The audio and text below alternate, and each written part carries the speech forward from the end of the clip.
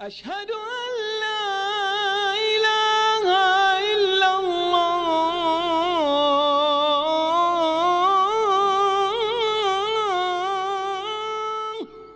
بسم الله الرحمن الرحيم. الحمد لله رب العالمين، والصلاة والسلام على رسوله الكريم، أما بعد. اللہ تبارک و تعالیٰ پر حمد و ثنا اور اس کے نبی کریم صلی اللہ علیہ وسلم پر بے شمار، بے حد، بے عدد درود و سلام کے بعد ہماری گفتگو العقیدۃ الواسطیہ، شیخ الاسلام ابن تیمیہ رحمہ اللہ کی ایک متن ہے، العقیدۃ الواسطیہ۔ اس متن کے شرح کا سلسلہ کیا ہے جاری ہے، اور آج کی یہ ہماری ملاقات اسی سلسلے وار ملاقات کا ایک جز، ایک حصہ ہے۔ بات ہماری پہنچی تھی شیخ الاسلام ابن تیمیہ رحمہ اللہ کے اس جملے پر، فرماتے ہیں رحمہ اللہ: وَهُوَ سُبْحَانَهُ قد جمع فيما وصف وسمى به نفسه بين النفي والإثبات۔ اللہ سبحانہ و تعالی، یعنی اس جملے کا مطلب یہ ہے کہ وہ سبحانہ، اللہ سبحانہ و تعالی، قد جمع فيما وصف وسمى به نفسه بين النفي والإثبات۔ اللہ سبحانہ و تعالی نے اپنے ناموں کا ذکر فرمایا اور اپنے وصف ذکر کیا، اپنی صفات کا ذکر کیا۔ تو ناموں کا ذکر کرنے میں اور صفات کے ذکر کرنے پر اللہ سبحانہ و تعالی نے نفی اور اثبات کے ساتھ کیا ہے، ذکر کیا۔ یعنی جو اسماء حسنی ہے اس کا جب ذکر کیا تو اس میں نفی اور اثبات پایا جاتا ہے، اور اسی طرح اللہ تبارک و تعالی کی صفات کا بھی معاملہ یہ ہے کہ ان صفات کو جب ذکر کیا گیا اس میں بھی کیا ہے، دونوں پہلو پایا گیا، نفی اور اثبات۔ نفی و اثبات کا مطلب کیا ہے؟ اثبات سے متعلق یہ ہے اللہ تبارک و تعالی کی ہر وہ صفت جس کا ذکر رب العزت نے قرآن مجید میں کیا، یا جس کے بارے میں رسول اللہ صلی اللہ علیہ وسلم نے ہمیں بتایا، ان صفات پر اگر غور کیا جائے، یا تو وہ صفت کمال ہے، یعنی اثبات ہے، یا تو نفی۔ مطلب یہ اس طرح سمجھیے کہ جب کبھی کسی صفت کا ذکر ہوتا ہے قرآن مجید میں یا نبی پاک صلی اللہ علیہ وسلم کی سنت میں، یعنی اللہ تبارک و تعالیٰ کی صفات میں سے، تو اس صفت کو ہم ثابت کریں، اس کا اقرار کریں، اور اس کے برعکس کا جو معاملہ ہے اس کا ہم انکار کریں اور نفی کریں۔ اس کی مثال یوں لے لیجئے، رب العزت نے فرمایا وَهُوَ الْغَفُورُ الرَّحِيمُ، کہ اللہ تبارک و تعالیٰ کی ذات غفور ہے اور رحیم ہے۔ تو ادھر یہ دو صفت ثابت ہو رہی ہیں کہ اللہ کی ذات مغفرت کرنے والی، معاف کرنے والی ہے، اسی طرح اللہ تبارک و تعالیٰ کی ذات رحیم ہے، یعنی رحم کرنے والی ہے۔ تو ہم اس صفت کو ثابت کریں، اور ساتھ ہی ساتھ اس کا جو منفی پہلو ہے، منفی جو معنی ہے، اسے کیا ہے، ہم انکار کرتے ہیں کہ اللہ غفور ہے تو غفور ہے، یہ نہیں کہ اللہ معاف نہیں کرتا، اللہ کی صفت ہو ہی نہیں سکتی اللہ معاف نہیں کرتا۔ رحیم ہے تو رحیم ہے، یہ ہو ہی نہیں سکتا کہ اللہ تبارک و تعالی اپنے بندوں پر کیا ہے، رحم نہ فرمائے۔ تو اللہ تبارک و تعالی نے جب اپنے صفات کا ذکر فرمایا، اپنے اسماء حسنی کا ذکر فرمایا، تو ان صفات اور ان اسباب اگر غور کیا جائے تو ان میں کیا ہے، دونوں پہلو پائے جاتے ہیں۔ صفت مثبتہ پایا جاتا ہے، صفات مثبتہ جسے ثابت کی جائے، اور صفات منفیہ پائی جاتی ہے، نفی پائی جاتی ہے اس میں، کہ جن صفات سے اللہ تبارک و تعالیٰ کو ہمیں منزہ کرنا ہے، پاک کرنا ہے۔ کیا اللہ تبارک و تعالیٰ کی ذات تھکتی ہے، اکتاتی ہے؟ ہم کہیں نہیں، اللہ تبارک و تعالی کی ذات نہ تھکتی ہے نہ اکتاتی ہے۔ کیوں؟ کیونکہ یہ صفت کمال نہیں، اللہ کی جتنی صفات ہیں وہ صفت کمال ہیں، یعنی ایسی صفات ہیں جس میں کوئی کمی، کسی بھی پہلو سے کوئی کمی پائی ہی نہیں جاتی۔ یہ اللہ تبارک و تعالیٰ کے صفات کا معاملہ ہے۔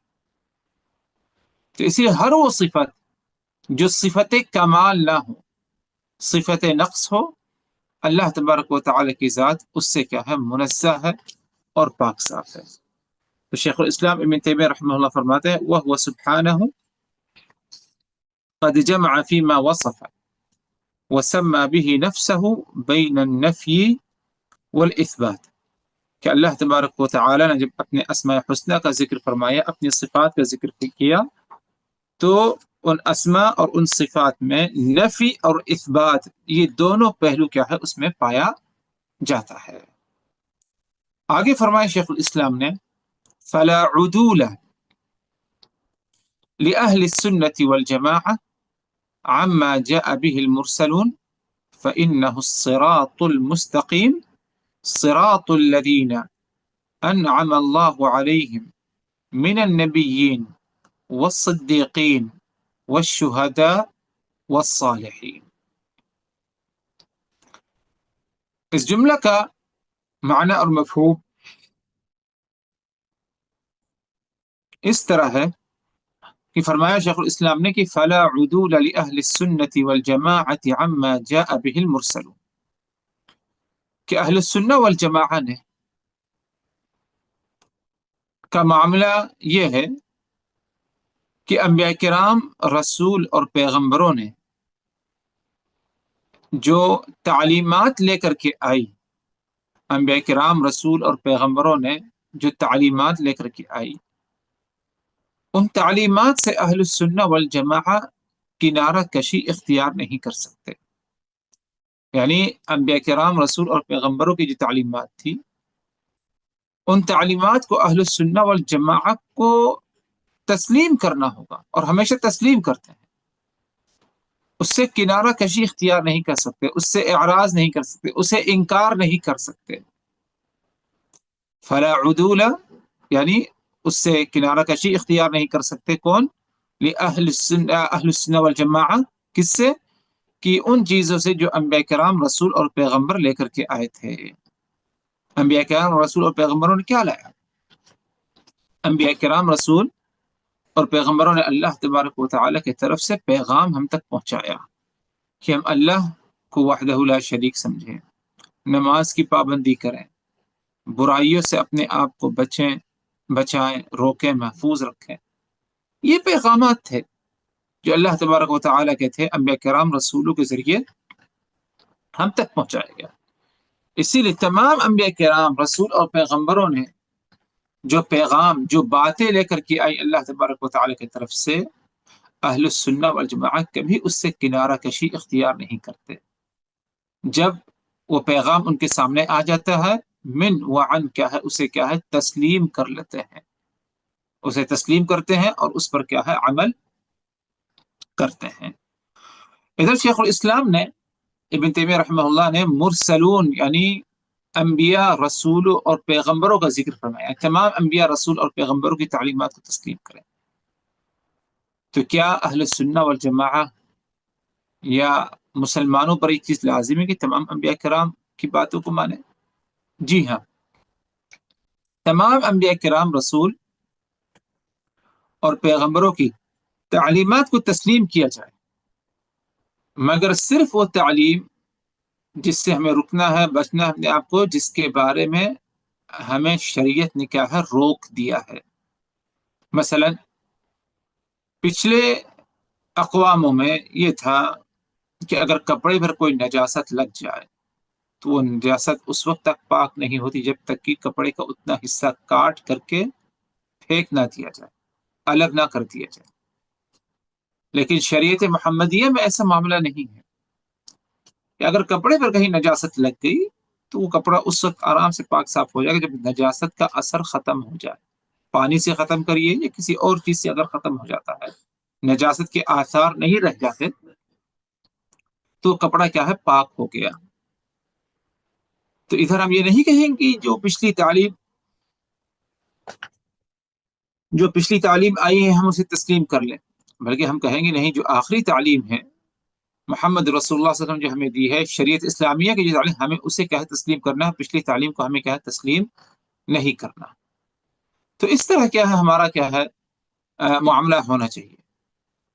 اور ایک بنیادی چیز جو تمام انبیاء کرام نے لے کر کے آئے، یہاں تک کہ آخری نبی محمد رسول اللہ صلی اللہ علیہ وسلم نے بھی اس بات اور اس پیغام کو ہم تک پہنچایا، وہ یہ کہ ہم انسان اللہ تبارک و تعالیٰ کی ذات کو وحدہ لا شریک سمجھے، اس کے ساتھ کسی کو شریک نہ ٹھہرائے، صرف اور صرف اسی کی عبادت کرے۔ توحید کا پیغام نہیں بدلا اور نہ تو کبھی بدلا جائے گا۔ تمام انبیاء کرام نے اس بات کی دعوت دی، اسے ہم میں سے ہر ایک کو کیا تسلیم کرنا ہے۔ تو فرمایا شیخ الاسلام ابن تیمیہ رحمہ اللہ نے، فلا عدول لأہل السنت والجماعہ عما جاء به المرسلون، کہ رسول اور پیغمبروں نے جو باتیں لے کر کے آئی، جو پیغام لے کر کے آیا، اہل السنہ والجماعہ اس سے کنارہ کشی اختیار نہیں کرتے، بلکہ اسے وہ تسلیم کرتے ہیں۔ یہ بات کیوں کہی شیخ الاسلام نے؟ کیونکہ اس سے پہلے جو باتیں گزری ہیں اس میں اہل السنہ والجماعہ کا عقیدہ بتایا گیا ہے، اسماء حسنہ اور صفات علی سے متعلق، کہ اہل السنہ والجماعہ اللہ تبارک و تعالی کی صفات کے معاملے میں صحیح منہج اپناتے ہیں، اختیار کرتے ہیں، وہ یہ ہے کہ اللہ کے اسماء حسنہ صفات علی میں تمثیل نہیں ہے، تحریف نہیں ہے، تشبیہ نہیں ہے، اور نہیں کیا ہے اس میں تعطیل پائی جاتی ہے۔ کیوں ایسا کرتے ہیں اہل السنہ والجماعہ؟ کیونکہ اللہ تبارک و تعالی نے ہمیں یہی بتایا ہے، اور اسی طرح نبی پاک صلی اللہ علیہ وسلم کی بھی یہی تعلیم رکھی۔ تو اس لیے شیخ الاسلام نے کہا کہ اس بات کی تاکید کی، اہل السنہ والجماعہ انبیاء کرام، رسول اور پیغمبروں نے جو اللہ تبارک و تعالی کی ذات کے بارے میں بتا دیا ہے، اسے کبھی کیا ہے رد نہیں کرتے، اس سے کنارہ کشی اختیار نہیں کرتے۔ کیوں نہیں اختیار کرتے کنارہ کشی؟ اس کی وجہ بتایا شیخ الاسلام نے، فَإِنَّهُ الصِّرَاطُ الْمُسْتَقِيمُ، کیونکہ انبیاء اور رسولوں نے جو پیغام ہم تک پہنچایا وہ صراط مستقیم ہے، وہ صراط مستقیم یعنی وہ سیدھا راستہ ہے، بہت ہی کشادہ راستہ، سیدھا راستہ۔ اور یہ سیدھا راستہ کن کا ہے؟ اس کے بارے میں فرمایا شیخ الاسلام نے، صراط الذین انعم اللہ علیہم من النبیین والصدیقین والشہداء والصالحین، کہ یہ صراط مستقیم یہ ان کا راستہ ہے جن پر اللہ تبارک و تعالی نے اپنا انعام فرمایا، جن میں انبیاء کرام ہیں، صدیقین ہیں، شہداء اور صالحین ہیں۔ یہ چار قسم کے لوگ ہیں، ان کو یاد رکھیے۔ نمبر ایک فرمایا نبیین، انبیاء کرام۔ نمبر دو صدیقین، سچ بولنے والے، تصدیق کرنے والے، اللہ اس کے رسول کی باتوں کی تصدیق کرتے ہیں۔ نمبر تین والشہداء، جنہیں شہادت حاصل ہوئی۔ نمبر چار اور آخر والصالحین، یعنی نیک صالح لوگ، اللہ کی اطاعت اور فرما برداری کرنے والے۔ تو یہ صراط مستقیم ان کا راستہ ہے۔ کن کا راستہ ہے؟ انبیاء کرام، صدیقین، شہداء اور صالحین۔ رہی بات شیخ الاسلام نے بات کیسے کہہ دی کہ صراط مستقیم ان حضرات کا راستہ ہے، انبیاء کرام، صدیقین، شہداء اور صالحین؟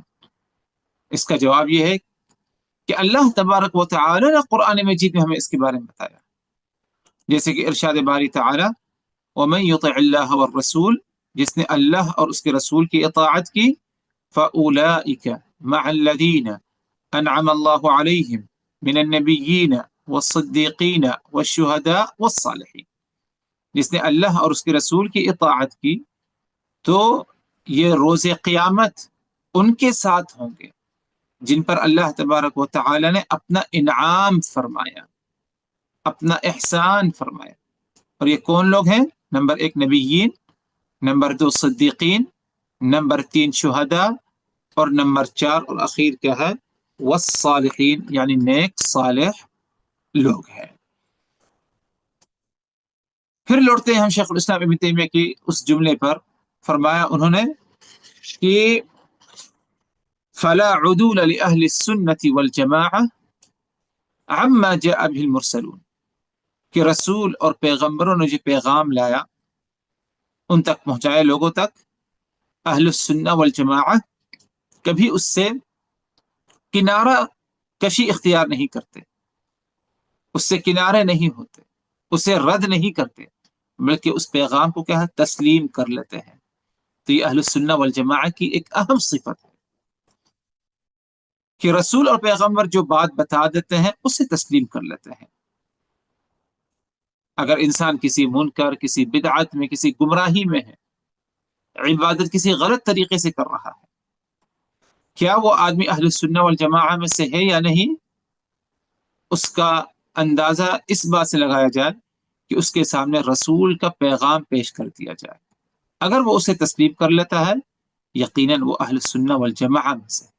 لیکن اگر وہ اسے تسلیم نہیں کرتا، رد کرتا ہے، اور اپنے بزرگوں کی، اپنے اماموں کی باتوں کو اور ان کے فتووں کو رسول کی احادیث پر، پیغام پر ترجیح دیتا ہے، تو یقیناً ایسا انسان اہل السنہ والجماعہ میں سے نہیں ہو سکتا. تو فرمایا شیخ الاسلام نے کہ اہل السنہ والجماعہ رسول اور پیغمبروں کے بتائے ہوئے طریقوں سے کنارہ کشی اختیار نہیں کرتے. کیوں؟ فإنہ الصراط المستقیم، کیونکہ وہ صراط مستقیم ہے، کیونکہ وہ صراط مستقیم ہے، سیدھا راستہ ہے. اور یہ سیدھا راستہ وہ ہے، ان کا ہے جن پر اللہ تبارک و تعالی نے اپنا انعام فرمایا، انبیاء کرام، صدیقین، شہداء اور صالحین ہیں. آگے فرماتے ہیں شیخ الاسلام ابن تیمیہ رحمہ اللہ وقد دخل فی هذه الجملہ، اور اس جملے میں یہ داخل ہے. کون سا جملہ؟ جس جملے سے آج ہماری بات شروع ہوئی تھی، جہاں پر شیخ الاسلام نے یہ فرمایا تھا کہ اللہ تبارک و تعالی نے جہاں پر اپنی صفات کا، اپنے اسماء حسنہ کا ذکر فرمایا تو اس میں دونوں پہلو پائے جاتے، دونوں جانب پائے جاتے ہیں، نفی اور اثبات دونوں پہلو کیا پائے جاتے ہیں. اس جملے کی طرف اشارہ کر رہے ہیں شیخ الاسلام، فرماتے ہیں وقد دخل فی هذه الجملہ، اس جملے میں یہ داخل ہو گیا. کیا داخل ہو گیا؟ ما وصف اللہ به نفسه فی سورۃ الاخلاص. اس جملے میں یہ داخل ہے جسے اللہ تبارک و تعالی نے جس صورت میں، سورۃ الاخلاص، یعنی اس جملے میں سورۃ الاخلاص داخل ہے، جس صورت میں اللہ تبارک و تعالی نے اپنی صفات کا ذکر فرمایا. یعنی وہ جملہ کیا تھا؟ جیسے کہ بات گزری ہے، شیخ الاسلام نے فرمایا کہ اللہ تبارک و تعالی نے جب اپنے اسماء حسنہ کا ذکر کیا، اپنے صفات کا ذکر کیا، تو اس میں دونوں پہلو پائے جاتے ہیں، نفی اور اثبات. اور سورۃ الاخلاص پر اگر غور کیا جائے تو اس میں بھی کیا ہے؟ نفی ہے اور اثبات دونوں پائے جاتے ہیں. یہ کہنے کا مقصد شیخ الاسلام تیمیہ کا. سورۃ الاخلاص آگے فرمایا التی تعدل ثلث القرآن، یہ سورۃ الاخلاص 1/3 قرآن کے برابر ہے، 1/3 قرآن کے برابر ہے. یہ سورت 1/3 قرآن کے برابر کیوں ہے؟ اس کی وجہ یہ بیان کی جاتی ہے کہ قرآن مجید پر اگر غور کیا جائے تو قرآنی آیات اور صورتیں 3 قسموں کی ہیں، چوتھی کوئی قسم نہیں. یعنی قرآن میں جو باتیں موجود ہیں، ان باتوں کو اللہ تبارک و تعالی جو باتیں کا ذکر فرمایا ہے قرآن مجید میں، ان کا ہم 3 حصوں میں اسے کیا ہے؟ تقسیم کر سکتے ہیں. نمبر 1، قرآن مجید میں اللہ تبارک و تعالی کے بارے میں ذکر ہے، اللہ کی صفات کا ذکر، اللہ کے اسماء حسنہ کا ذکر، توحید کا ذکر ہے، یہ سب ایک زمرے میں آتا ہے، ایک ٹاپک میں آتا ہے، اور وہ یہ کہ اللہ کی ذات سے متعلق قرآن مجید میں کیا ہے، صفات کا ذکر ہے۔ دوسری بات جو قرآن مجید میں پائی جاتی ہے وہ ہے مخلوقات کے بارے میں بتایا گیا ہے، مخلوقات کے بارے میں بتایا گیا ہے، پچھلی اقوام جو گزری ہیں ان کے بارے میں بتایا گیا۔ جب قرآن نزول ہو رہا تھا اس وقت جو اقوام تھی ان کے بارے میں بتایا گیا، اور اسی طرح مستقبل میں کیا کچھ ہوگا جیسے کہ قیامت وغیرہ کا ذکر ہے، اس قسم کی باتوں کا کیا ہے، ذکر ہے۔ تو گویا کہ لوگوں سے متعلق جو اخبار ہیں، خبریں ہیں، باتیں ہیں، ان کا ذکر قرآن مجید میں ہے۔ تیسری قسم قرآن مجید کی آیات کی وہ شرعی احکام ہیں، شریعت کے احکام یعنی عملی احکام، نماز ہے، روزہ ہے، طلاق کا معاملہ ہے، نکاح کا معاملہ ہے، دیگر اور خرید و فروخت کا معاملہ ہے، قرض کا معاملہ ہے، یہ سب اسی زمرے میں آتا ہے۔ تو یہ تین قسم ہیں قرآن مجید کی صورتیں، یہ آیات، چوتھی کوئی اور قسم نہیں۔ یہ تین ٹاپک پر کیا ہے، ٹاپکس پر کیا ہے، قرآن مجید کیا ہے، مشتمل ہے۔ نمبر ایک، اللہ کی ذات سے متعلق باتوں کا ذکر ہے، اللہ کی صفات، اللہ کے اسماء حسنہ۔ نمبر دو، مخلوقات کے بارے میں ذکر ہے، چاہے وہ انسان ہوں، جانور ہوں، ملائکہ فرشتے ہوں، ان کے جنات ہوں، ان کا ذکر ہے۔ نمبر تین، شرعی احکام یعنی عملی احکام کا کیا ہے، ذکر ہے۔ اور سورۃ الاخلاص ایک تہائی قرآن کے برابر اس لیے ہے کیونکہ سورۃ الاخلاص میں توحید کامل مکمل طور پر ذکر کر دیا گیا ہے، توحید کی دونوں جانب کا ذکر ہے، دونوں پہلوؤں کا ذکر ہے، نفی کا بھی ذکر ہے اور اثبات کا بھی کیا ہے، سورۃ الاخلاص میں ذکر ہے۔